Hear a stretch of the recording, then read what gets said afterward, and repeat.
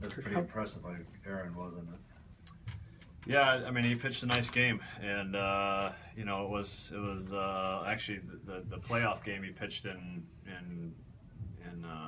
Colorado Springs was probably a bunch of the same hitters as it was in that lineup. So it's a bunch of guys that he was comfortable pitching against, and I mean, the big thing was he just pounded the strike zone. He just threw a ton of strikes, and you know, had the off speed. The curveball was a good pitch. The high fastball was a good pitch. And he was very efficient. Did you have any idea he could go 7? I mean, were you just hoping for a few, or what did you think? I was, you know, we were on kind of a general pitch area, so wherever that got him, and then, you know, the course of the game, and he was, you know, there was no stressful innings in any way, so he was very efficient in everything he did. This gave you 10 over, Craig, and that's just, you know, it's a statistical quirk, I guess, but does that sound like a pretty good number to you? Well, no, it sounds like we're short of the playoffs. That's what it sounds like. No consolation having the best record of a non-playoff team. I mean, you know, like that was, we got to play meaningful games until, you know, yesterday. I mean, I think that's the, you know, reward for that, and that because it's fun. I mean, that's fun, and that's why we're doing this. So, you know, at this point. You know, we fell short, you know, and that's, you know, it doesn't take away from that this was a good season, because this was a good season. I mean, I think, you know, it was fun being around these guys. It was fun being around, you know, our kind of traveling party.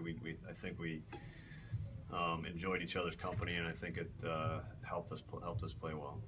I know today was the first day of October, but Brett was a September call-up, and he sure was a productive one, wasn't he? Well, you know, Brett's, you know, was kind of an unexpected opportunity, and sometimes your opportunities aren't, you know, exactly according to plan. But he, like I kept saying, he earns this opportunity, and he's played really well. And you know, it's certainly a player that's made us gonna, you know, maybe change the way we think about some things this offseason for sure. What was when Perez switched? We thought he was going to get the all 9 positions. Were you purposely trying to deke everybody? No, he was. Well, they were hinting to me that should happen, and then I rained on the parade. So did they just do it? They just did it, yeah. But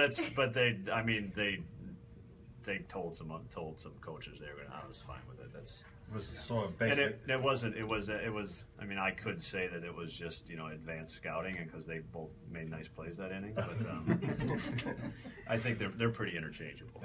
Why'd you rain on the parade? Because I wanted to win the game. An opportunity for next year, then. Yes. How about catching?